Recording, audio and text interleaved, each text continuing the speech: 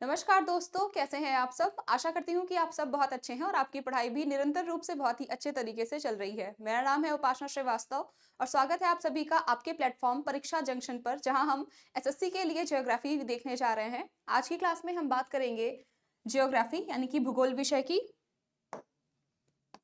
अगर आपने एसएससी का एग्जाम देखा होगा या सिलेबस देखा होगा, तो वहाँ पर जो जीएस का सेक्शन है, वहाँ पर सबसे जो ब्रीफ सिलेबस है वो हिस्ट्री और ज्योग्राफी से ही आपको देखने के लिए मिलता है। तो आज की क्लास में हम ज्योग्राफी को शुरू कर रहे हैं और जो हमारा करिकुलम है वो कुछ इस प्रकार से डिज़ाइन किया गया है, जहाँ हमें ये सारी चीज़ों को पढ़ना है कि सबसे पहले हम ब्रह्मांड के विषय में बात करेंगे, लेकिन इससे पहले हम भूगोल का एक संक्षिप्त जो है परिचय लेंगे कि ज्योग्राफी है क्या, क्योंकि उससे 1 या 2 सवाल आते हैं। पहले जो है ज़्यादा आते थे, अब जो है उस चैप्टर से सवाल जो है थोड़े से कम आते हैं। फिर हम बात करेंगे मोशन ऑफ द अर्थ। तो ये हमारा पूरा करिकुलम है और इसके बेसिस पर ये आपका जो है टॉपिक है, या कह सकते हैं ये आपके चैप्टर्स हैं, जो कि लगभग 21 चैप्टर्स में डिवाइड किए गए हैं, जहाँ पर हम इन सारी चीज़ों को पढ़ने वाले हैं। तो सबसे पहला जो हमारा चैप्टर है वो है भूगोल का परिचय एवं शाखाएं, यानी कि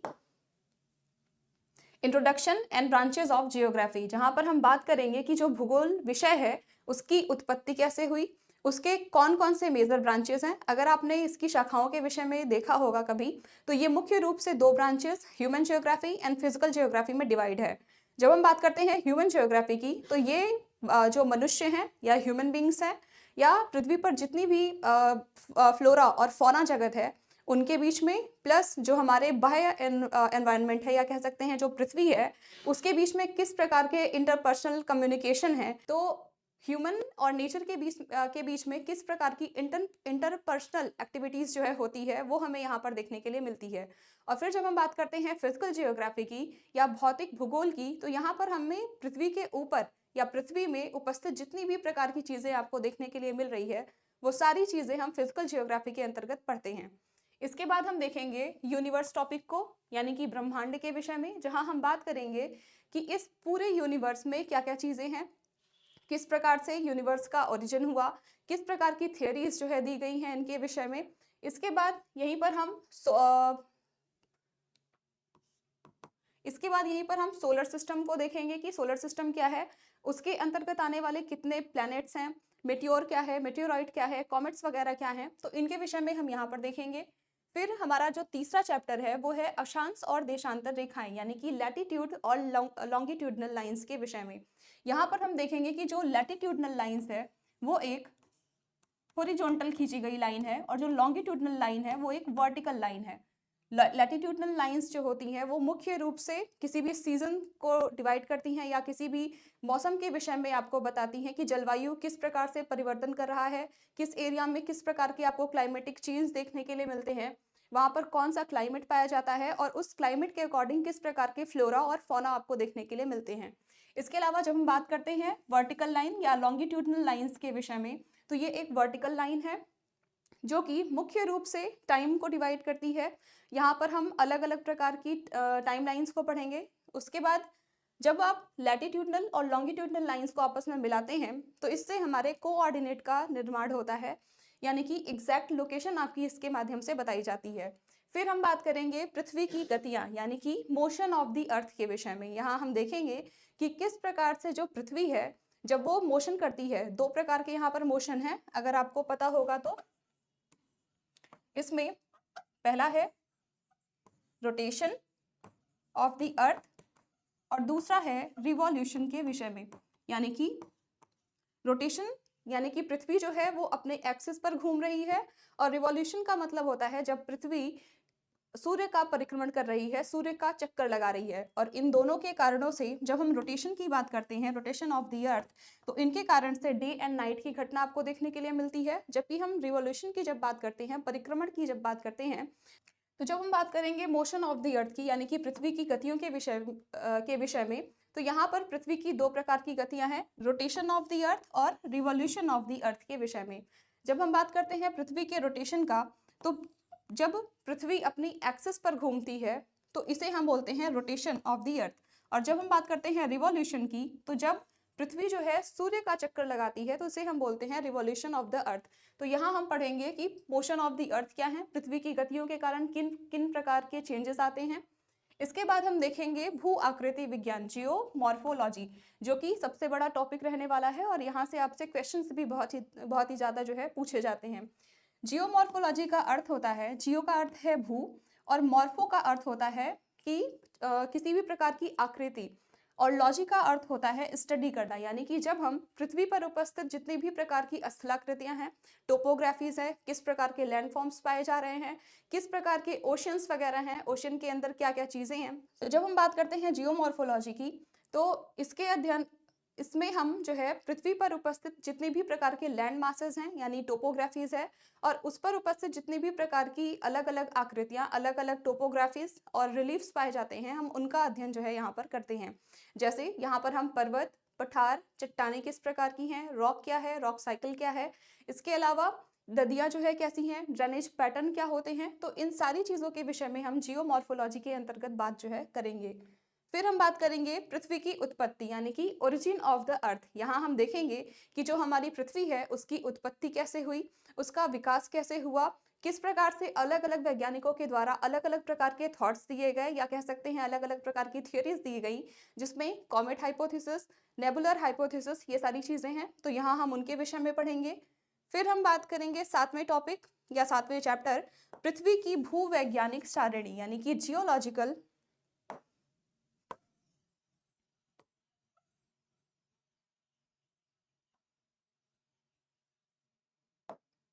यहाँ हम बात करेंगे geological time scale of the earth के विषय में। यहाँ हम देखेंगे कि किस प्रकार से अलग अलग स्केल्स, अलग अलग पीरियड में अलग अलग कौन कौन से जीवों का विकास हुआ या डेवलपमेंट हुआ, किस प्रकार के फ्लोरा और फौना जो है हमें देखने के लिए मिले। जैसे आपने जुरासिक पीरियड देखा होगा, वहाँ पर जो है जो डायनासोरस थे उनका जो है डेवलपमेंट हुआ है। तो इस तरीके से हम जियोलॉजिकल टाइम स्केल को पढ़ेंगे। फिर हम बात करेंगे पृथ्वी की आंतरिक संरचना, जो कि बहुत ही इंपॉर्टेंट टॉपिक है, internal structure of the earth के विषय में, जहां हम देखेंगे कि मान लीजिए आपकी पृथ्वी है,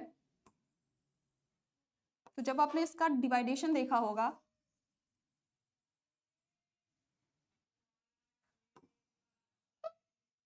ये है आपका अर्थ, और जब आपने इसका डिवाइडेशन देखा होगा तो ये मुख्य रूप से 3 प्रकार में बटी हुई है या 3 जोन्स में जो है डिवाइड है। सबसे पहला है कोर का हिस्सा, फिर आता है मेंटल, और फिर आता है हमारा क्रस्ट। तो यहाँ हम बात करेंगे कि जैसे जैसे हम पृथ्वी के अंदर जाते हैं या तो हमें यहाँ पर अलग अलग प्रकार की चीजें जो है देखने के लिए मिलती है, अलग अलग प्रकार की फोर्सेस यहाँ पर काम करती हैं। इन कारणों से जो एंडोजेनिक फोर्सेस है उनके कारण से अलग अलग प्रकार के टोपोग्राफीज का फॉर्मेशन होता है। जैसे यहाँ पर चलने वाले कन्वेक्शन करंट प्लस यहाँ पर जो यहाँ पर उपस्थित जो टेम्परेचर है,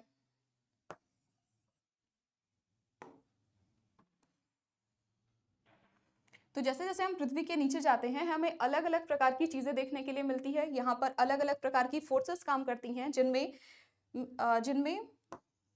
एंडोजेनिक जो फोर्स है वो मेजर रोल प्ले करती है, जिनके कारण से आपको वॉल्केनो, अर्थक्वेक जैसे चीजें जो है आपको देखने के लिए मिलती है, और वो पृथ्वी की जो सतह है, जो सरफेस एरिया है, उसको अनइवन करने का काम करते हैं। तो जब हम एंडोजेनिक फोर्सेस पढ़ रहे होंगे तो यहाँ पर हम पृथ्वी के इंटरनल स्ट्रक्चर को जो है हम देखेंगे, और यहीं पर हम बात करेंगे पृथ्वी की आंतरिक संरचना जो है किस प्रकार की है। यहाँ पर केमिकल कंपोजिशन के अगर आधार पर आप देखेंगे तो पृथ्वी की जो संरचना है उसको मुख्य रूप से 3 भागों में जो है बांटा गया है, जिसमें सियाल, सीमा और नीफे है। तो हम इसके विषय में इस यहाँ पर जो है पढ़ रहे होंगे।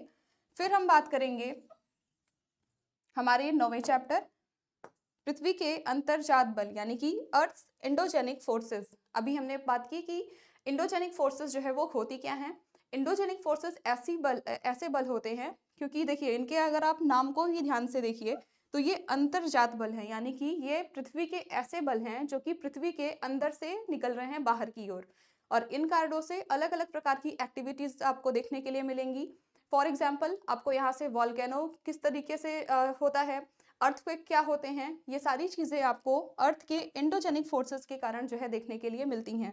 फिर हम 10वें चैप्टर में बात करेंगे महासागरों व महाद्वीपों के वितरण के विषय में, यानी कि distribution of ocean and continent के विषय में। ये भी आपका एक बड़ा चैप्टर है और इम्पॉर्टेंट भी है, क्योंकि आपके सिलेबस में भी जो है मेन रूप से आपको दिया गया है, जहां हम बात करेंगे कि पूरे पृथ्वी पर कितने प्रकार के कॉन्टिनेंट हैं, वो किस प्रकार से उनकी विशेषताएं क्या हैं। इसके अलावा जो महाद्वीप हैं वो कैसे हैं, कहाँ कहाँ उनका लोकेशन है, और प्लस यहाँ पर हम इन सारी चीज़ों के विषय में जो है देखेंगे। फिर हम बात करेंगे हमारे 11th चैप्टर वॉल्केनो के विषय में, यानी कि ज्वालामुखी के विषय में। यहाँ हम देखेंगे कि जो ज्वालामुखी है उसकी उत्पत्ति कैसे हो रही है, उसका ओरिजिन प्रोसेस क्या है, किस प्रकार के कैरेक्टरिस्टिक्स होते हैं। इसके अलावा यहाँ से कुछ मेजर जो है स्ट्रक्चर्स जो है फॉर्म होते हैं, जो उनके लावा फॉर्मेशन होते हैं उनके कारण, तो यहाँ पर हम उनको पढ़ेंगे। लावा जो है वो कितने प्रकार का होता है, इसके विषय में हम डिस्कस कर रहे होंगे। प्लस लावा और मैग्मा जिसके बीच में एक डिफरेंस होता है और काफ़ी ज़्यादा कन्फ्यूजन की स्थिति यहाँ पर होती है, तो यहाँ पर हम इन सारी चीज़ों के विषय में डिस्कस करने वाले हैं। फिर हम बात करेंगे हमारे 12वें चैप्टर भूकंप यानी कि अर्थक्वेक के विषय में, जहां हम देखेंगे कि जो भूकंप है उसका ओरिजिन कैसे हो रहा है, टाइप्स ऑफ जो अर्थक्वेक होते हैं, तो यहाँ हम देखेंगे अर्थक्वेक के विषय में कि भूकंप जो है वो क्या होता है, उसकी विशेषता क्या होती है, किस प्रकार की वेव्स जो है चलती हैं और कौन सी वेव्स जो है वो पृथ्वी के धरातल पर सबसे ज़्यादा डिस्ट्रक्टिव नेचर की होती हैं। इसके बाद हमारा 12वां चैप्टर है भूकंप यानी कि अर्थक्वेक के विषय में, जहाँ हम देखेंगे कि भूकंप जो है वो क्या होते हैं, इनका ओरिजिन किस प्रकार से होता है, इसकी विशेषताएं क्या हैं, और यहाँ पर पाई जाने वाली मुख्य रूप से 3 प्रकार की जो वेव्स होती हैं, जिसमें प्राइमरी वेव्स, सेकेंडरी वेव्स और सरफेस वेव्स जो है मुख्य जो है वेव्स हैं। और जो सरफेस वेव्स होती हैं ये सबसे ज़्यादा डिस्ट्रक्टिव नेचर की होती हैं, वो इसलिए क्योंकि सरफेस वेव्स ही एक ऐसी वेव्स हैं जो कि पृथ्वी के क्रस्ट पर हमें देखने के लिए मिलती हैं। इसके बाद हम बात करेंगे 13वें चैप्टर सुनामी के विषय में। सुनामी, देखिए सुनामी बेसिकली जो है वो अर्थक्वेक के कारण ही आता है। जो अर्थक्वेक होते हैं, जब कभी भी भूकंप जो है किसी वाटर बॉडी के अंदर आ जाए तो इन कारणों से सुनामी जो है फॉर्मेट होती है या सुनामी का फॉर्मेशन जो है होता है। इसके बाद हम बात करेंगे रॉक्स के विषय में। ये बहुत ही इंपॉर्टेंट आपका टॉपिक है, इसे ध्यान दीजिएगा। तो यहाँ हम बात करेंगे रॉक्स यानी कि चट्टानों के विषय में। यहाँ हम देखेंगे कि पृथ्वी पर कितने प्रकार की चट्टानें पाई जाती हैं, उनकी विशेषताएं क्या हैं, और यही हम बात करेंगे रॉक साइकिल के विषय में। फिर हमारा 15वां चैप्टर है बहिर्जात बल यानी कि एक्सोजेनिक फोर्सेस। अब अगर आप इसके शब्दों को देखिए कि एक्सोजेनिक यानी कि बहिर्जात बल, ये एक ऐसे बल है जो कि पृथ्वी पर बाहर की ओर से लगाए जा रहे हैं, जिनमें मुख्य रूप से डेन्यूडेशन जो प्रोसेस होती है वो, जिनके कारण इरोजन, वेदरिंग और डिपोजिशन की प्रोसेस हमें देखने के लिए मिलती है। और इन कारणों से किस प्रकार के टोपोग्राफीज का फॉर्मेशन होता है, इनकी विशेषताएं क्या हैं, तो हम यहाँ पर इन सारी चीज़ों के विषय में जो है पढ़ रहे होंगे। इसके बाद हमारा जो 16th चैप्टर है वो है पर्वत यानी कि माउंटेन्स के विषय में। यहाँ हम देखेंगे कि जो पर्वत होते हैं उनका फॉर्मेशन कैसे होता है, इनके ओरिजिन प्रोसेस क्या है, मेजर जो माउंटेन्स हैं पूरे विश्व के प्लस इंडिया के, जब हम इंडियन ज्योग्राफी पढ़ेंगे तो वहाँ हम इसे डिस्कस करेंगे। तो यहाँ हम पर्वतों के विषय में देखेंगे। इसके बाद हम बात करेंगे हमारे 17वें चैप्टर प्लेट्यू यानी कि पठारों के विषय में, जहाँ हम बात करेंगे कि जो पठार होते हैं उनका फॉर्मेशन कैसे होता है, उनकी विशेषताएं क्या हैं, मेजर प्लेट्यूज जो है वो कौन कौन से होते हैं। क्योंकि आपने देखा होगा कि जब वॉल्केनिक इरप्शन होता है उससे 2 प्रकार के लावा जो है बनते हैं। पहला होता है फिशर वॉल्केनिक इरप्शन और दूसरा है सेंट्रल वॉल्केनिक इरप्शन। तो जो सेंट्रल वॉल्केनिक इरप्शन है उनसे माउंटेन्स का फॉर्मेशन होता है, और जो फिशर वॉल्केनिक इरप्शन होता है उन कारणों से प्लेट्यूज का फॉर्मेशन होता है। और ये सारी चीज़ें हम जब हम वॉल्केनो पढ़ेंगे तो हम यहाँ पर इन सारी चीज़ों को डिस्कस करेंगे। इसके बाद हमारा 18वां चैप्टर है प्रमुख मरुस्थल यानी कि मेजर डेजर्ट के विषय में। यहाँ हम देखेंगे कि रेगिस्तान जो है वो क्या होते हैं, इनकी उत्पत्ति किस प्रकार से होती है, इनकी विशेषताएं क्या हैं, और विश्व के प्लस भारत के जो प्रमुख मरुस्थल हैं उनके विषय में हम यहाँ पर देख रहे होंगे। फिर हम बात करेंगे प्लेन्स के विषय में, यानी कि मैदानों के विषय में, कि प्लेन्स जो है वो कैसे होते हैं, विशेषताएं क्या हैं, यहाँ पर पाए जाने वाले जो फ्लोरा और फौना जगत है, या कह सकते हैं जो वेजीज हैं वो किस प्रकार के हैं। इसके बाद हम बात करेंगे घास के मैदानों के विषय में, यानी कि ग्रासलैंड्स जो हैं वो क्या हैं, इनका जो है फॉर्मेशन कैसे इनका जो है डिवाइडेशन किन किन एरियाज में किस प्रकार से जो है किया गया है। आपने देखा होगा कि ट्रॉपिकल ग्रासलैंड्स अलग होते हैं, प्लस टेम्परेट ग्रासलैंड्स जो है वो अलग होते हैं। तो यहाँ हम बात करेंगे इन ग्रासलैंड्स के विषय में। फिर हमारा जो लास्ट चैप्टर है 21, वो है विश्व की प्रमुख नदियाँ, बांध व जलप्रपात, यानी कि words, major rivers, dams and waterfalls. ये भी बहुत ही ज़्यादा इम्पॉर्टेंट आपका टॉपिक है या चैप्टर है, क्योंकि अगली बार जब आपने प्रीवियस ईयर क्वेश्चन पेपर देखा होगा 2023 का, तो वहाँ पे ड्रेनेज सिस्टम से बहुत ही ज़्यादा क्वेश्चंस पूछे गए हैं। लगभग 14 क्वेश्चंस यहाँ से आपको देखने के लिए जो है मिले हैं। इसलिए जो रिवर है, रिवर सिस्टम किस प्रकार का होता है, ड्रेनेज पैटर्न क्या है, और प्लस सोर्सेज ऑफ रिवर क्या है, ये सारी चीज़ें हम पढ़ेंगे। इसके अलावा अब जो क्वेश्चंस का जो तरीका है वो थोड़ा बदल चुका है। अब हमसे ये पूछा जाता है कि बताइए किसी भी नदी का की लेफ्ट और राइट ट्रिब्यूटरीज जो है वो क्या है। तो यहाँ पर हम इन सारी चीज़ों के विषय में पढ़ेंगे, प्लस जो इम्पॉर्टेंट डैम्स हैं प्रमुख नदियों के ऊपर बने हुए, हम यहाँ पर उनको डिस्कस करेंगे, और कुछ वाटरफॉल्स को डिस्कस करेंगे जो कि हमारे लिए या हमारे सिलेबस के अकॉर्डिंग जो है ज़रूरी हैं। तो ये जो है ये आपके पूरे टॉपिक्स हैं या पूरे चैप्टर्स हैं जिन्हें हमें हमारी क्लासेस के दौरान जो है कवर करना है। और टॉपिक्स को आप नोट ज़रूर कीजिएगा, क्योंकि हमें पता होना चाहिए कि अगर हम किस एग्ज़ाम की तैयारी कर रहे हैं और उसके टॉपिक्स जो है क्या है। क्योंकि अगर आप अपने टॉपिक के ऊपर ध्यान देंगे तो आप उस हिसाब से अपनी तैयारी करेंगे, क्योंकि ज्योग्राफी का जो सिलेबस है वो बहुत ही ज़्यादा ब्रीफ है और पूरी चीज़ों को कवर करना थोड़ा मुश्किल है। इसलिए अब अपने टॉपिक्स को जो है ध्यान दीजिएगा। चलिए तो शुरू करते हैं हमारा पहला चैप्टर, जिसका नाम है introduction and branches of geography, यानी कि भूगोल का परिचय व भूगोल की शाखाएं। तो यहाँ से तो जो नोट्स यहाँ से जो चीज़ें क्वेश्चंस जो होते हैं वो पूछे कम जाते हैं, लेकिन आपके लिए ज़रूरी है, क्योंकि कभी कभी हमसे मैच द फॉलोइंग में जो राइटर होते हैं या जो बुक्स होती हैं उनके नामों को मैच कराने के लिए पूछ लिया जाता है। तो इसलिए प्लस यहाँ से जो इंट्रोडक्शन पार्ट है उससे छोटे से सवाल जो है आपसे पूछे जाते हैं। इसलिए इस चैप्टर को हम जो है शुरू कर रहे हैं। तो ध्यान दीजिएगा, सबसे पहले ये हैं हमारे टॉपिक्स कि हमें सबसे पहले चैप्टर में हमें किन किन टॉपिक्स को जो है वो कवर करना है। तो देखिए, सबसे पहला जो हमारा टॉपिक है ये है भूगोल का परिचय, यानी कि इंट्रोडक्शन ऑफ जियोग्राफी के विषय में, जहाँ पर हम देखेंगे कि भूगोल की उत्पत्ति कैसे हुई और इसके पीछे जो है किस प्रकार के जो है योगदान दिए गए हैं, यानी कि कंट्रीब्यूशन है ग्रीक्स का। जहाँ हम पढ़ेंगे यूनानियों के योगदान के विषय में, क्योंकि जो सब्जेक्ट है, जो विषय है, इसको शुरू करने में यूनानियों का सबसे प्रमुख योगदान आपको देखने के लिए मिलता है। क्यों? क्योंकि सबसे पहले जब एंशियंट टाइम की हम बात करते हैं तो उस टाइम में कोई भी बुक्स वगैरह नहीं थी। वहाँ पर जितनी भी चीज़ें, अगर कोई भी एक आदमी है और उसको अगर जितनी भी चीज़ों का नॉलेज है, चाहे वो मैथ्स के लिए हो, चाहे वो साइंस के लिए हो, या फिर मेडिकल की चीज़ें हो, तो वो सारी चीज़ों को एक ही चीज़ में कन्वर्ट करके या एक ही बुक में जो है लिखना जो है वो शुरू कर देते थे। तो कोई सेपरेट बुक उस टाइम में नहीं थी। तो धीरे धीरे जैसे जैसे डेवलपमेंट होता गया, जैसे जैसे चीज़ों का विकास हुआ, वैसे वैसे करके अलग अलग रूप में या अलग अलग सब्जेक्ट्स के जो है का जो है विकास जो है होना शुरू हुआ। तो यहाँ हम इसीलिए ग्रीक्स के योगदान हमारे लिए बहुत ज़रूरी हैं। तो जहाँ पर हम बात करेंगे कंट्रीब्यूशन ऑफ ग्रीक्स के विषय में। फिर हमारा जो तीसरा टॉपिक है ये है भारतीयों का योगदान, यानी कि कंट्रीब्यूशन ऑफ इंडियंस के विषय में। देखिए, जो भारतीयों का योगदान है इसमें हम अलग अलग जो जियोग्राफर्स हैं, जैसे वराहमिहिर, ब्रह्मगुप्त, अलग अलग आर्यभट्ट कौन थे, उनके जो है योगदान क्या है ज्योग्राफी या भूगोल के लिए। तो यहाँ पर हम इन सारी चीज़ों को पढ़ेंगे।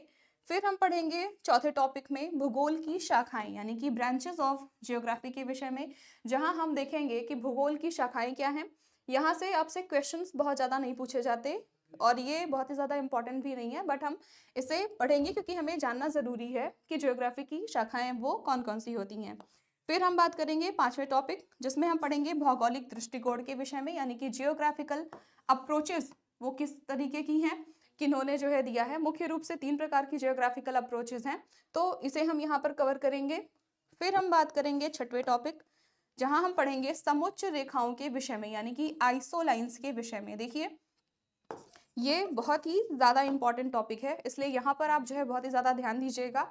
समुच्च रेखाएं क्या होती हैं यहाँ हम पढ़ेंगे, और इसके बाद हम बात करेंगे अदर फैक्ट्स, यानी कि अन्य तथ्यों के विषय में, जहाँ हम जितनी भी चीज़ें यहाँ से छूट चुकी होंगी वहाँ हम उन सारी चीज़ों को हम यहाँ पर पढ़ते हुए अपने चैप्टर की जो है शुरू करते हैं। चलिए, तो जब हम बात करते हैं भूगोल की, ये हमारा पहला टॉपिक है जहां हम पढ़ने जा रहे हैं एन इंट्रोडक्शन ऑफ जियोग्राफी, यानी कि भूगोल के परिचय के विषय में। जब हम बात करते हैं भूगोल यानी कि जियोग्राफी की, एक मिनट,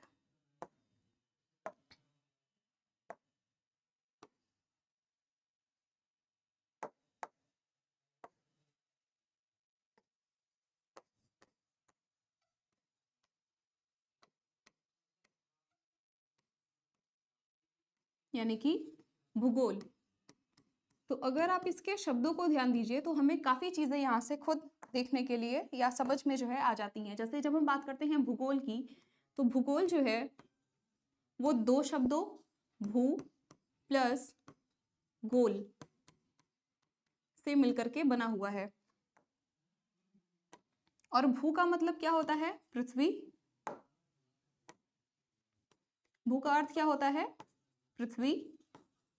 और गोल का अर्थ होता है गोलाकार होना, यानी कि इसका अगर हम अर्थ देखें तो हम कह सकते हैं कि भूगोल का अर्थ है गोल पृथ्वी, लेकिन आपको यहाँ से बहुत ही अच्छे सेंस या सब अच्छी मीनिंग जो है समझ नहीं आती कि क्योंकि गोल पृथ्वी का क्या अर्थ है। लेकिन जब हम इसके इंग्लिश वर्ड को देखते हैं तो इसका जो इंग्लिश वर्ड है ये मुख्य रूप से 2 शब्दों जियो प्लस ग्राफी से मिलकर के बना हुआ है, या इसे हम ग्राफोस भी बोल सकते हैं। तो ये 2 शब्दों से मिलकर के बना हुआ है, जियो प्लस ग्राफोस। जियो का अर्थ होता है पृथ्वी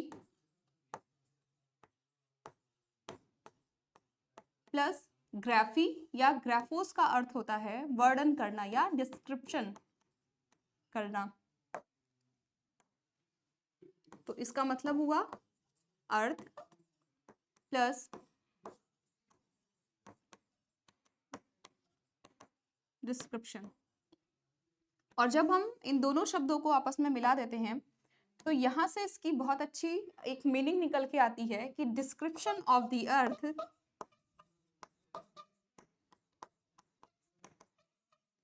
ऑफ द अर्थ, यानी कि पृथ्वी का वर्णन या पृथ्वी का अध्ययन करना। इसे हम बोल सकते हैं कि पृथ्वी का वर्णन या अध्ययन करना। तो ये एक बहुत ही अच्छी डेफिनेशन है या बहुत ही अच्छा अर्थ है इसका, जिसमें हम समझते हैं कि पृथ्वी का वर्णन किया जाना, यानी कि पृथ्वी का जो अध्ययन है उसको करना। अब ये जो पृथ्वी का वर्णन है ये हम किस प्रकार से करेंगे, तो जब देखते हैं हम पृथ्वी को, मान लीजिए ये हमारी पृथ्वी है, तो अब आप इसका अध्ययन या इसका वर्णन जो है वो कैसे करेंगे।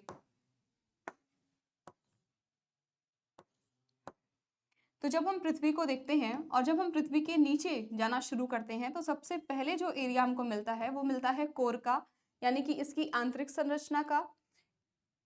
उसके बाद यानी कि यहाँ हम किसका अध्ययन कर रहे हैं? पृथ्वी के आंतरिक भाग का, पृथ्वी के इंटरनल स्ट्रक्चर का। फिर हम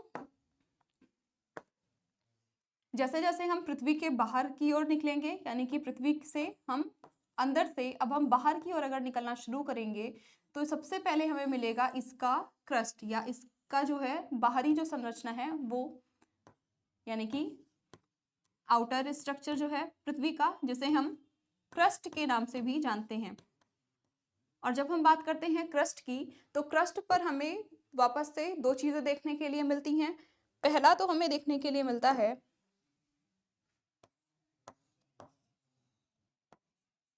इसका वाटर बॉडी, जितनी भी तरीके की हैं वो सारी चीजें, और दूसरा हमें देखने के लिए मिलता है इसका सरफेस एरिया, यानी कि जो सतह का भाग है वो सारी चीजें। तो जब हम पृथ्वी से ऊपर की ओर चलते हैं तो यहाँ पर हमें वापस से दो चीजें देखने के लिए मिलती हैं। एक तो स्थलीय भाग, यानी कि जहां पर आप खड़े हो सकते हैं,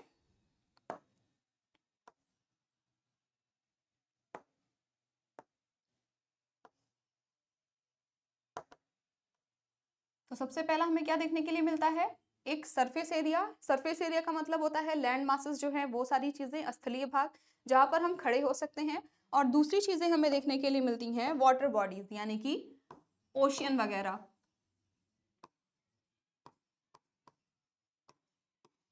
और जब हम पृथ्वी के ओशियन का हिस्सा का अध्ययन करते हैं, या पृथ्वी पर उपस्थित जितने भी वाटर बॉडीज हैं, जब हम इनका अध्ययन करते हैं तो इसे हम बोलते हैं, तो इसके अध्ययन करने को हम बोलते हैं ओशियनोग्राफी, यानी कि समुद्र विज्ञान।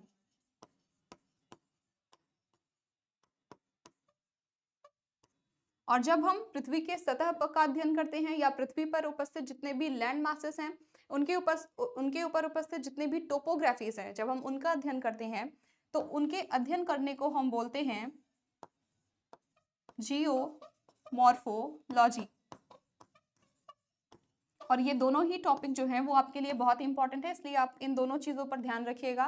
फिर जब हम बात करते हैं पृथ्वी के इंटरनल स्ट्रक्चर की, और जब हम पृथ्वी की आंतरिक संरचना का अध्ययन करते हैं तो इसे हम बोलते हैं जियोलॉजी, यानी कि भूगर्भ शास्त्र। इसके शब्दों को अगर आप ध्यान से देखेंगे तो काफ़ी चीज़ें आपको खुद ब खुद समझ में आएंगी कि भू के गर्भ में क्या चीज़ें चल रही हैं। जब हम उनका अध्ययन करते हैं या इंटरनल स्ट्रक्चर का अध्ययन करते हैं तो इसे हम बोलते हैं जियोलॉजी। फिर जब हम पृथ्वी के बाहरी सतह या कह सकते हैं बाह्य आवरण का अध्ययन करते हैं तो हमें चारों ओर से घेरे हुए पृथ्वी की सराउंडिंग है, यानी कि पृथ्वी का आवरण हमें देखने के लिए मिलता है। अब आवरण में क्या चीजें शामिल हैं, यानी कि अगर आप देखिए तो आप खड़े होते हैं केवल क्रस्ट पर, लेकिन आपकी जितनी भी बॉडीज हैं वो सारी के सारे हमारे सराउंडिंग में होते हैं। तो जब हम बात करते हैं सराउंडिंग की, यानी कि इसके बाह्य आवरण की, तो ये वापस से जो है दो हिस्सों में बटा हुआ है। सबसे पहला तो हमें देखने के लिए मिलता है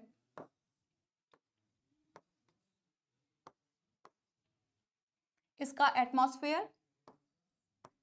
सबसे पहले हमें क्या देखने के लिए मिलता है, एटमॉस्फेयर, यानी कि इसका जो वातावरण है वो कैसा है। और जब हम इसके एटमॉस्फेयर का अध्ययन करते हैं, यानी कि स्टडी ऑफ एटमॉस्फेयर, या यहाँ पर जितने भी क्लाइमेटिक इवेंट होते हैं, जितने भी जलवायुवीय घटनाएं होती हैं, चाहे वो हवाओं का चलना हो, चाहे वो प्रेसिपिटेशन हो यानी कि वर्षा हो, रेन हो, सीजन किस प्रकार से चेंज करते हैं, ये चीज़ें हैं। और जो ये सारी चीज़ें हैं, तो ये सारी चीज़ें आपको एटमॉस्फेयर में जो है देखने के लिए मिलती हैं। और जब हम एटमॉस्फेयर का अध्ययन करते हैं तो इसे हम बोलते हैं क्लाइमेटोलॉजी। इसे हम बोलते हैं क्लाइमेटोलॉजी। इसके बाद जब हम एटमॉस्फेयर से भी अगर हम बाहर देखें अंतरिक्ष की ओर, तो हमें यहाँ पर हमारा ब्रह्मांड देखने के लिए मिलता है, जो कि इसी पृथ्वी के सराउंडिंग का ही एक पार्ट है। तो जब हम हमारे यूनिवर्स का अध्ययन करते हैं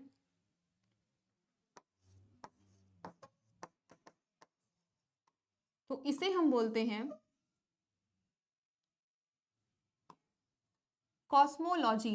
अब कॉस्मोलॉजी क्यों बोल रहे हैं, क्योंकि ब्रह्मांड को हम कॉस्मोस के नाम से भी जानते हैं, इसलिए ब्रह्मांड के अध्ययन या यूनिवर्स की स्टडी करने को हम कॉस्मोलॉजी के नाम से भी जानते हैं, जहां पर हम ब्रह्मांड में उपस्थित अलग अलग प्रकार की सेलेस्टियल बॉडीज, किस प्रकार से ब्रह्मांड का विकास हुआ, जिसमें बिग बैंग थियरी सबसे ज़्यादा ऑथेंटिक थियरी है, इसके विषय में पढ़ते हैं। प्लस यहाँ पर हम सोलर सिस्टम क्या है, उसके अंदर उपस्थित जितने भी प्लैनेट्स वगैरह हैं, इन सारी चीज़ों का जब हम अध्ययन करते हैं तो इसे हम बोलते हैं कॉस्मोलॉजी। तो ये हो गया भूगोल के विषय में कि भूगोल क्या है। तो चलिए देख लेते हैं। तो जब हम बात कर रहे हैं भूगोल की, तो भूगोल जो है मुख्य रूप से दो शब्दों भू प्लस गोल से मिलकर के बना हुआ है, जिसका मतलब होता है गोल पृथ्वी। और ये एक ग्रीक वर्ड है जिसका अर्थ है, जब हम जियोग्राफी को दो हिस्सों में डिवाइड करते हैं तो ये जियो प्लस ग्राफोस से मिलकर के बना हुआ है। जियो का मतलब होता है पृथ्वी, अर्थ, और ग्राफोस का मतलब होता है वर्णन करना या डिस्क्रिप्शन करना। इसका डेफिनेशन या इसका अर्थ होता है डिस्क्रिप्शन ऑफ द अर्थ, यानी कि पृथ्वी का वर्णन करना। और ये वर्णन हम किस तरीके से करेंगे? सबसे पहला तो हम इसके आंतरिक यानी कि इंटरनल पार्ट का अध्ययन करेंगे, जिसकी स्टडी करने को हम बोलते हैं जियोलॉजी। फिर जब हम पृथ्वी से बाहर की ओर आते हैं तो सबसे पहले हमें यहाँ पर सरफेस देखने के लिए मिलता है, यानी सतह देखने के लिए मिलती है, जो कि मुख्य रूप से दो हिस्सों भू आकृति विज्ञान यानी कि जियोमॉर्फोलॉजी, भू आकृति विज्ञान, सॉरी, जब हम सतह पर पहुंचते हैं तो यहाँ पर हमें दो चीजें देखने के लिए मिलती हैं। पहली है लैंड मास, यानी कि ऐसी चीजें जहां पर हम खड़े हो सकते हैं, जो स्थलीय भाग होते हैं वो। और जब हम लैंड मास का अध्ययन करते हैं तो इसे हम बोलते हैं भू आकृति विज्ञान यानी कि जियोमॉर्फोलॉजी। इसके बाद जो दूसरी बॉडी है वो हमें देखने के लिए मिलती है ओशियंस वगैरह या वाटर बॉडीज जो हैं वो, जिसके अध्ययन करने को हम बोलते हैं ओशियनोग्राफी। इसके बाद जब हम पृथ्वी के आवरण को देखते हैं, पृथ्वी के सराउंडिंग में क्या चीजें हैं उनको जब हम देखते हैं तो ये वापस से दो हिस्सों में डिवाइड है। सबसे पहला तो है इसका एटमॉस्फेयर यानी कि इसका वायुमंडल, और उसके बाद हम देखते हैं पृथ्वी के ब्रह्मांड यानी कि हमारा जो ब्रह्मांड है, हमारा जो यूनिवर्स है उसके विषय में। और जब हम एटमॉस्फेयर का अध्ययन करते हैं तो इसे हम बोलते हैं क्लाइमेटोलॉजी। आप यहाँ लिख सकते हैं।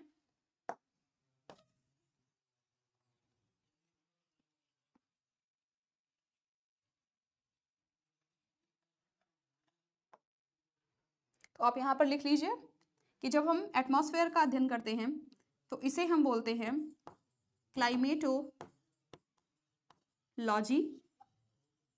और जब हम यूनिवर्स का अध्ययन करते हैं, ब्रह्मांड का अध्ययन करते हैं, तो इसे हम बोलते हैं कॉस्मोलॉजी। कॉस्मोलॉजी क्यों? अभी मैंने आपको बताया, क्योंकि ब्रह्मांड को हम कॉस्मोस के नाम से भी जानते हैं, इसलिए। तो अगर अब हमें इसकी एक डेफिनेशन देनी हो कि आप भूगोल की कोई एक परिभाषा दीजिए, तो आप इसको बोल सकते हैं कि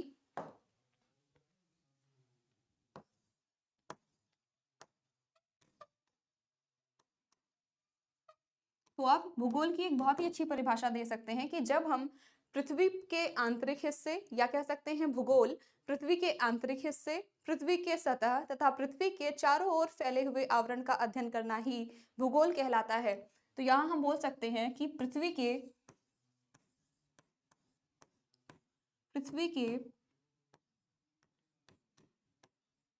आंतरिक भाग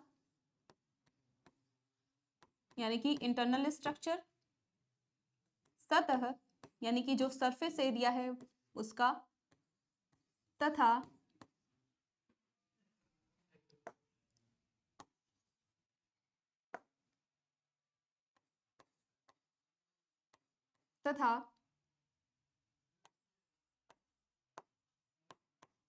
पृथ्वी के चारों ओर फैले हुए, आपको अगर लिखना हो तो आप लिख सकते हैं चारों ओर फैले हुए आवरण का अध्ययन करना।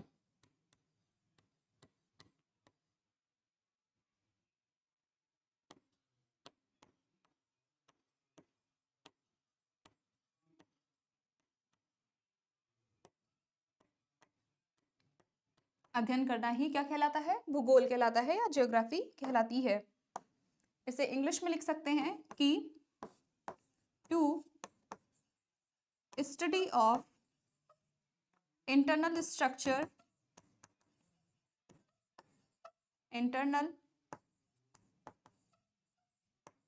structure, surface,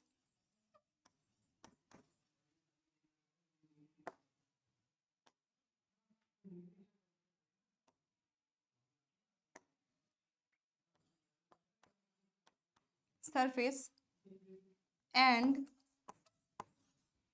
its surrounding called geography. तो यहाँ हम लोगों ने समझा इसकी डेफिनेशन के विषय में कि भूगोल की परिभाषा जो है क्या होती है। तो अगर आपको इसे लिखना होगा तो आप लिख सकते हैं, नहीं तो कोई ज़रूरी नहीं है।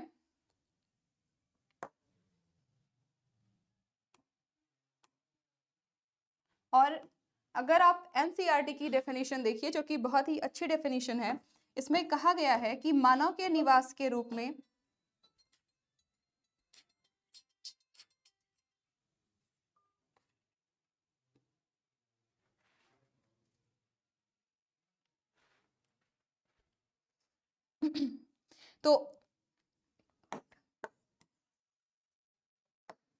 तो इसमें एक बहुत अच्छी डिफिनेशन दी गई है एनसीईआरटी की, या जब आप एनसीईआरटी की बुक्स पढ़ते होंगे तो वहां आपने देखा होगा, यहाँ पर बताया गया है कि मानव के निवास के रूप में पृथ्वी का वर्णन या अध्ययन करना, यानी कि study of earth as abode of man, यानी कि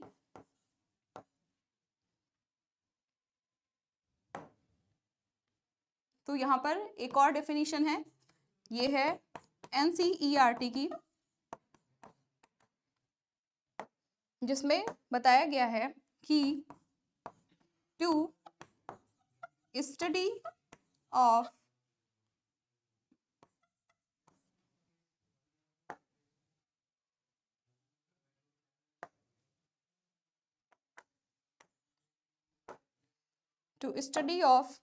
अर्थ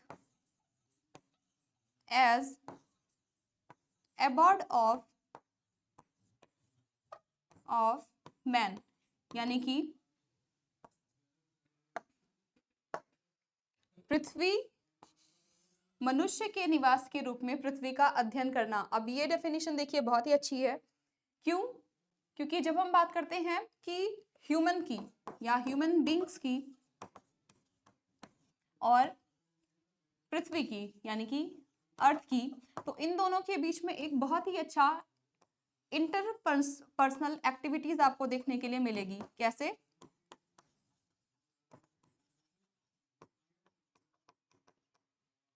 कैसे ये देखने के लिए मिलेगा? क्योंकि अगर आप नेचर को देखते हैं तो नेचर जो है वो काफ़ी हद तक हमें प्रभावित करता है, और ऐसे ही जो मनुष्य है वो भी काफ़ी हद तक पृथ्वी को प्रभावित करते हैं। जैसे अगर एक मनुष्य है और मनुष्य के द्वारा मान लीजिए एक नेचुरल जो रिसोर्सेज हैं या सोर्स है, मान लीजिए कोई रिवर वगैरह है, तो ये कैसे सोर्स हैं? ये नेचुरल चीज़ें हैं। और अगर किसी ह्यूमन के द्वारा या किसी मनुष्य के द्वारा इसके ऊपर अगर डैम का फॉर्मेशन कर दिया जाए, तो यहाँ पर जो मनुष्य है वो प्रकृति के साथ छेड़छाड़ कर रहा है रिवर के ऊपर डैम बना करके। इसी तरीके से अगर कोई पास है, कोई दर्रा है, और यहाँ पर अगर हमने कोई टनल वगैरह बना दी, सुरंग बना दी, तो यहाँ पर क्या हुआ? यहाँ पर मनुष्य जो है वो पृथ्वी या कह सकते हैं नेचर के साथ में कहीं ना कहीं इंटरेक्शन कर रहा है या कहीं ना कहीं उसके साथ छेड़छाड़ कर रहा है। तो इस प्रकार से जो ह्यूमन है वो अपनी एक्टिविटीज, अपने खाने, अपने रहने या बाकी चीज़ों के लिए कहीं ना कहीं पृथ्वी के ऊपर या कह सकते हैं जो नेचर है इसके ऊपर डिपेंड करता है, और कुछ हद तक जो पृथ्वी है वो मनुष्य के ऊपर निर्भर करती है। जैसे मान लीजिए मनुष्य के द्वारा कोई पेड़ पौधा लगाया गया, या नेचर जो है यहाँ पर मान लीजिए नेचुरल सोर्स है एक ट्री या एक पेड़, अगर आप इसमें पानी नहीं देंगे या इसको आप अच्छे तरीके से इसका भरण पोषण नहीं करेंगे तो क्या होगा? एक टाइम के बाद में जो है जो पेड़ पौधे हैं वो खत्म हो जाएंगे।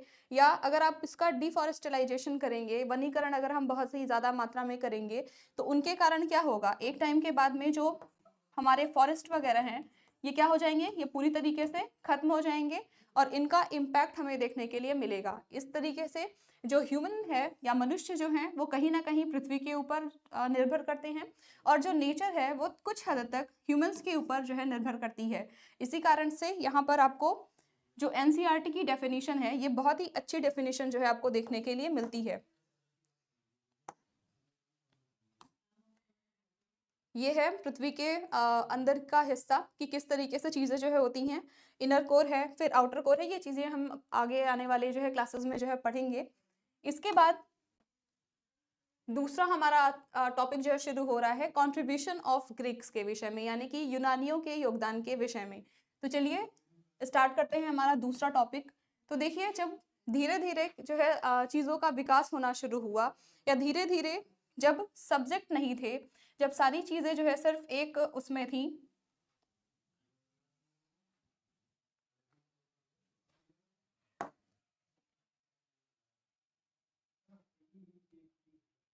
तो जब हम बात करते हैं कंट्रीब्यूशन ऑफ ग्रीक्स, तो हमारा ये दूसरा टॉपिक है।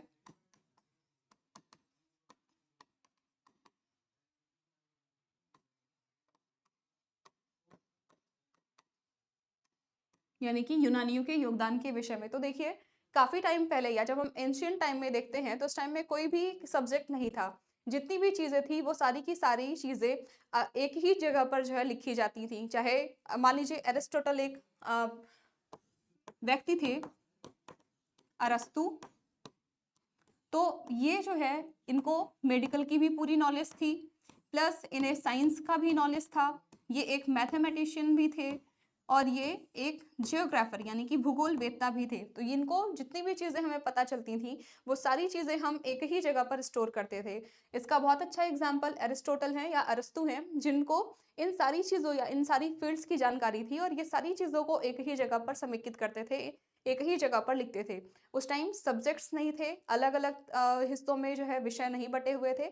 लेकिन जैसे जैसे सभ्यताओं का विकास होता गया, धीरे धीरे करके अब जो है अलग अलग ब्रांचेस, अलग अलग चीज़ें जो है निकलना शुरू हुई और इस तरीके से विषय या किसी सब्जेक्ट का फॉर्मेशन हुआ, किसी विषय की जो है उत्पत्ति हुई। और इन सारी चीज़ों में अब क्या होने लगा, अब हमें अलग अलग विषय देखने के लिए मिलने लगे। साइंस को हम अब अलग बुक में पढ़ते हैं, ज्योग्राफी को हम अलग बुक में पढ़ते हैं, मैथ्स के लिए हम अलग बुक या अलग विषय के रूप में अब हम इन सारी चीज़ों को पढ़ते हैं।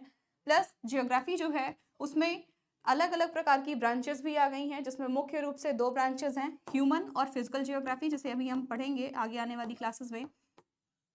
तो इस तरीके से जो है विषय, किसी भी विषय का फॉर्मेशन होना शुरू हुआ जिसमें जो यूनानी थे इनका बहुत ही इम्पॉर्टेंट या बहुत ही मेजर रोल हमें देखने के लिए मिलता है। इसमें सबसे पहला जो काम था, इन्होंने नेमिंग एंड सिस्टमेटलाइजेशन ऑफ जियोग्राफी यानी कि भूगोल के नामकरण और व्यवस्थीकरण का श्रेय इसीलिए जो यूनानी है ये उनको जाता है। इसके अलावा जब हम बात करते हैं प्रमुख जियोग्राफर्स की जो कि ग्रीक्स हैं, इनमें सबसे पहले हैं हिकेटियस। यहाँ हम इन सबको पढ़ेंगे। तो इसमें सबसे पहले हम पढ़ेंगे हिकेटियस को, Eratosthenes, Aristotle, Ptolemy, Anaximander and Martin Behaim, जो कि बहुत ही ज़्यादा इंपॉर्टेंट है। तो इस तरीके से जब धीरे धीरे डेवलपमेंट होना शुरू हुआ तो सबसे पहली बार एक यूनानी आए जिनका नाम था हिकेटियस। इन्होंने एक बुक लिखी जिसका नाम है जस पेरियोडस, और ये जो है ज्योग्राफी या भूगोल को लेकर के सबसे पहली बुक थी। लेकिन ये बहुत ही ज़्यादा ऑथेंटिक नहीं थी, इसलिए हम इस पर बहुत ही ज़्यादा ध्यान जो है नहीं देते। इसके बाद आते हैं एराटोस्थनीज, जिन्होंने बहुत ही मेजर रोल प्ले किया as a geographer geography subject के लिए, क्योंकि इनकी बुक का नाम था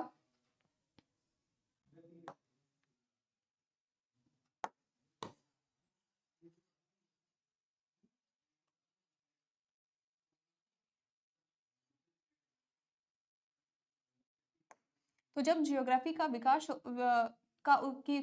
हो रहा था, तो जब जियोग्राफी यानी कि भूगोल विषय की शुरुआत हो रही थी, तो उसमें यूनान के एक बहुत ही प्रसिद्ध विद्वान या भूगोलवेत्ता जिनका नाम है एराटोस्थनीज,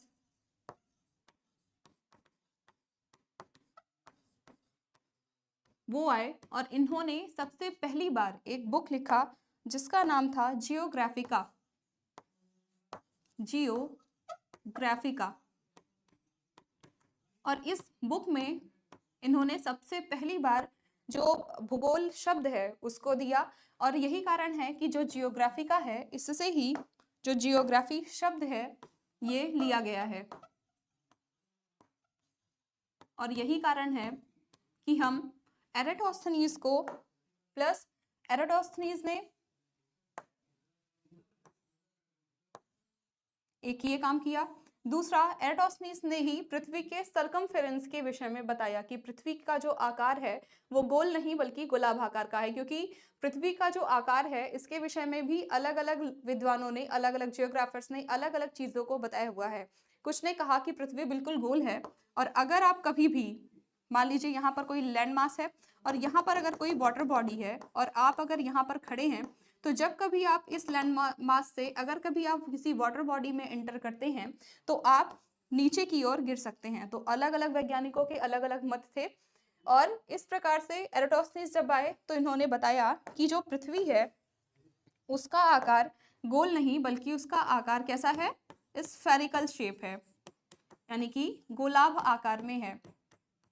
और गोलाभ और गोले यानी कि जो स्फेरिकल शेप होता है और जो सर्कल होता है उसमें अंतर देखने के लिए हमें मिलता है। देखिए, अगर हम सिर्फ गोले की बात करते हैं तो वो एक बिल्कुल एक गोलाकार होता है, लेकिन जब हम गुलाब की बात करते हैं तो गुलाब जो है होता है वो गोल आकार के साथ में उसमें कुछ बल्ज होते हैं, यानी कि उसमें उभार हमें देखने के लिए मिलता है। जैसे आपने फुटबॉल या फिर आपने ऑरेंज वगैरह को देखा होगा तो उसमें एक बाहर की ओर निकले हुए उभार होते हैं। तो ये चीजें हमें देखने के लिए मिलती हैं जिसे हम स्फेरिकल शेप बोलते हैं। तो जब जब एराटोस्थेनीज आए तो इन्होंने पृथ्वी के शेप के विषय में भी बताया, और ये सारी चीजें हमें पहली बार बताई जा रही हैं। और यही कारण है कि एराटोस्थेनीज को हम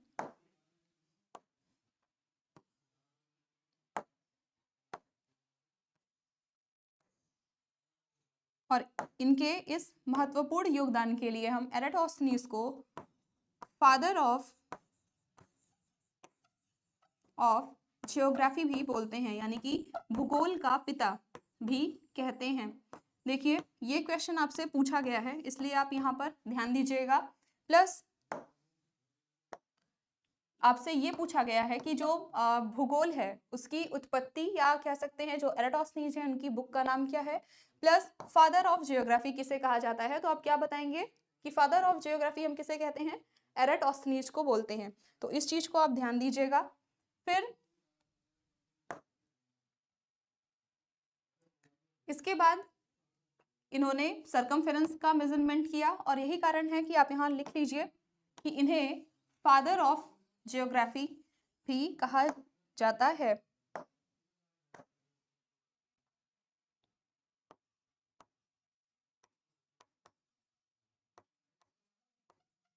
फादर ऑफ जियोग्राफी। तो यहाँ ये इंपॉर्टेंट है, इसे आप ध्यान दीजिएगा। इसके बाद आए एरिस्टोटल यानी कि अरस्तु 384 बीसी के आसपास। ये चीजें आपसे नहीं पूछी जाएंगी इसलिए इसको आप ध्यान मत दीजिएगा।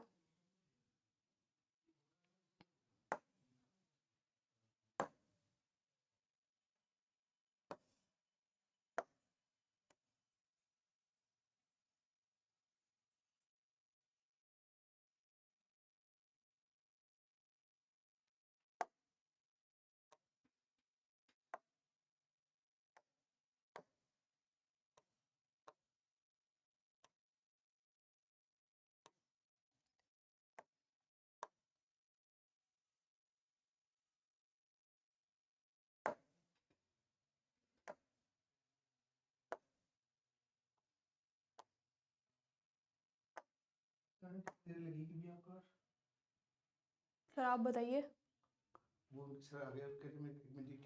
तो मेरा अगर 1 घंटा हो गया हो तो बंद कर दे। तो 20 मिनट और रुक जाइए फिर ना। हाँ हाँ, और क्या, एक क्लास हो जाए फिर, ठीक है। सर यहाँ पर थोड़ा गड़बड़ हो गया था। हाँ वो तो जरूरी है। जी जी सर। हाँ हाँ, नहीं नहीं आज पहला दिन था ना इसलिए हो गई मिस्टेक, आगे से नहीं होगी बिल्कुल भी।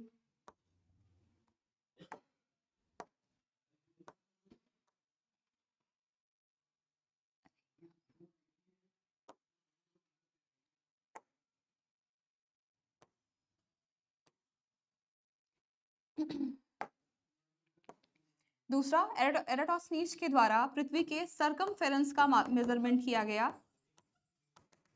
यानी कि पृथ्वी के परिधि का मापन किया गया।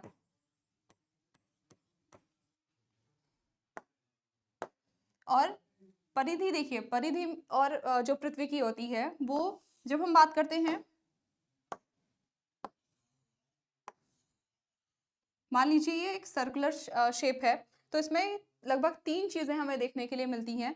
पहला तो होता है डायमीटर यानी कि व्यास। दूसरा होता है जब हम सेंटर से किसी एक पॉइंट पर मिलाते हैं तो उसे हम बोलते हैं रेडियस यानी कि त्रिज्या।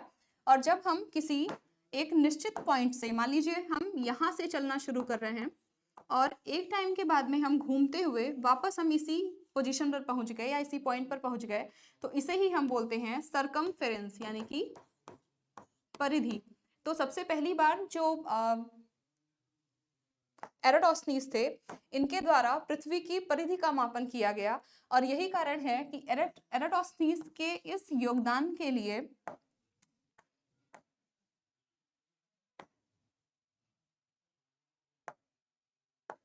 हम इन्हें फादर ऑफ जियोग्राफी यानी कि भूगोल का पिता भी कहते हैं, फादर ऑफ जियोग्राफी।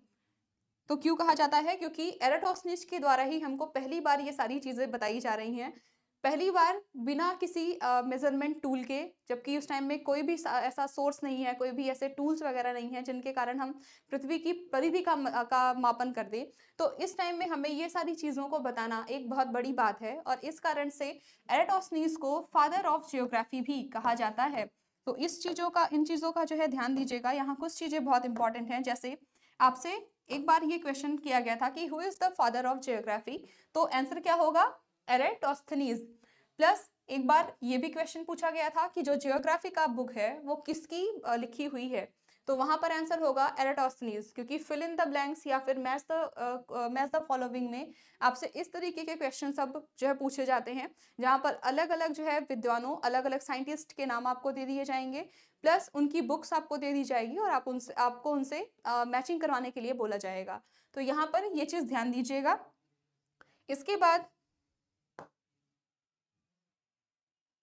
इसके बाद जो चौथे जियोग्राफर हैं वो हैं एरिस्टोटल यानी कि अरस्तु। इन्होंने पृथ्वी के शेप को स्फेरिकल शेप मत बताया, यानी कि पृथ्वी के आकार को गोलाभ आकार का बताया। अब देखिए कि गोलाभ आकार क्या होता है। तो जब हम बात करते हैं पृथ्वी की, अगर हम केवल सर्कल की बात करेंगे तो ये सिर्फ एक सर्कल शेप होता है, लेकिन जब हम बात करते हैं गुलाब की यानी कि स्फेरिकल शेप की, तो उसमें थोड़े से बल्ज होते हैं बाहर की और थोड़े से उभार हमें देखने के लिए मिलते हैं। और जैसे आपने एग्जाम्पल हम ले सकते हैं ऑरेंज का, या फिर फुटबॉल वगैरह आपने देखा होगा, तो वो जो आकृति होती है वो गोलाभ आकार की होती है। तो इस तरीके से जब एरिस्टोटल आए तो इन्होंने पृथ्वी के आकार को गोलाभ आकार का बताया। इसके बाद आए टॉलेमी, जिन्होंने कार्टोग्राफी का शुरुआत किया। कार्टोग्राफी यानी कि मानचित्र कला का की शुरुआत जो है सबसे पहली बार टॉलेमी के द्वारा शुरू की जा रही है। जब उस टाइम में कोई भी टूल्स वगैरह नहीं है, कुछ भी चीज़ें नहीं है, हम एक स्थान से दूसरे जगह आने जाने के जो सोर्सेज हैं वो अवेलेबल नहीं है, और उस टाइम में मानचित्र की शुरुआत करना ये अपने आप में एक बहुत ही बड़ी बात है। तो इन्होंने मानचित्र को बनाना शुरू किया, और जब इन्होंने कार्टोग्राफी को की शुरुआत की तो इसमें इन्होंने बे ऑफ बंगाल का चित्रण भी जो है किया हुआ है। तो टॉलेमी के द्वारा कार्टोग्राफी की सिर्फ शुरुआत की गई है या प्रारंभिक विकास किया गया है। इसके बाद एनेक्सीमेंडर आए। एनेक्सीमेंडर ने टॉलेमी के जो मानचित्र थी या टॉलेमी का जो मैप था इसको और ज्यादा सुधारा, और इन्होंने, और जब टॉलेमी आए तो इन्होंने एक मैप प्रपोज किया, और इस मैप में इन्होंने, मान लीजिए ये इन्होंने एक पृथ्वी का चित्रण किया जहां पर इन्होंने कुछ कॉन्टिनेंट एशिया, लीबिया और यूरोप के अलावा यहाँ पर इन्होंने 2 नदियों और यहाँ पर इन्होंने ब्लैक सी को दर्शाया है अपने मैप में। यहाँ पर मेडिटेरियन सी के विषय में बताया गया है, प्लस यहाँ पर नाइल रिवर और फैसिस रिवर के विषय में इन्होंने बताया है। अब सोचिए कि उस टाइम में कोई भी चीज़ हमें नहीं पता है, फिर भी आपको मैप पर इन सारी चीज़ों के विषय में जानकारी देना कि कहाँ पर किस तरीके की चीज़ें हैं, ये अपने आप में एक बहुत बड़ी बात है। और इस कारण से हम एनेक्सीमेंडर को वर्ल्ड मैप मेकर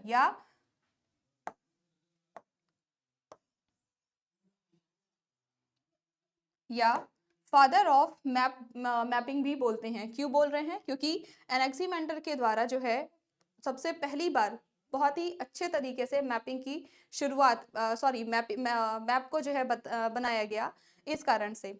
तो जब एनेक्सीमेंडर आए तो इन्होंने मैप को बहुत ही अच्छे तरीके से रिप्रेजेंट किया, जहाँ पर उन्होंने इस तरीके के मैप को बनाया जहाँ पर हमें बताया गया कि जो पृथ्वी है वो चारों तरफ से ओशियन से घिरी हुई है, जहाँ पर 3 कॉन्टिनेंट्स के विषय में, जिसमें यूरोप, एशिया और लीबिया, प्लस यहाँ पर ये जो है ये फैसिस रिवर है, और यहाँ पर जो है ये नाइल रिवर के विषय में बताया गया है, प्लस यहाँ पर मेडिटेरियन सी यानी कि भूमध्य सागर के विषय में आपको बताया गया है।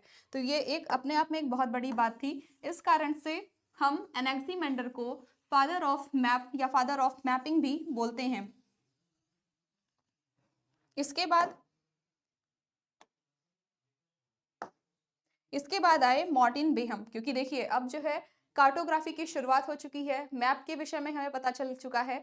अब धीरे धीरे और ज़्यादा विकास होते गए और बाद में हमें पता चला कि अब हम पृथ्वी के एक स्वरूप यानी कि ग्लोब के विषय में हमें जानना चाहिए, या अब धीरे धीरे करके ग्लोब का एक आकार बनाया गया, जिसे सबसे पहली बार बनाया जर्मनी के जियोग्राफर मार्टिन बेहम ने। और यही कारण है कि इन्हें हम मेकर ऑफ ग्लोब या फादर ऑफ ग्लोब के नाम से भी जानते हैं। तो यहाँ पर कुछ चीज़ें आप नोट कर लीजिए जो कि आपसे पूछी जाती हैं, जैसे आप एनेक्सीमेंडर में डाल सकते हैं फादर ऑफ मैपिंग, और मार्टिन बेहम के उसमें आप लिख सकते हैं फादर ऑफ ग्लोब या ग्लोब का पिता। अब देखिए ग्लोब जो है एक सिर्फ मॉडल होता है। ग्लोब को अगर आपको ग्लोब की डेफिनेशन देनी हो तो हम इसे लिख सकते हैं